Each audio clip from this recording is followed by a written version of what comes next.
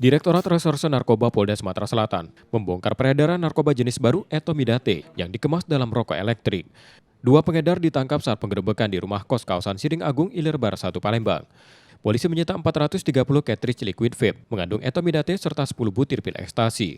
Satu cartridge dijual dengan harga 3 hingga 7 juta rupiah dan termasuk narkotika golongan 2. Hasil uji laboratorium mengungkap sebagian besar barang bukti mengandung MDMA, zat aktif setara ekstasi. Pengembangan kasus berujung pada penangkapan seorang perempuan di Medan, Sumatera Utara sebagai pemasok yang 2 kali mengirim etomidate ke Palembang melalui jalur darat.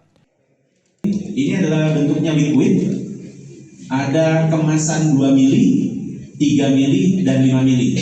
Harganya paling murah 4 juta sampai dengan 7 juta rupiah.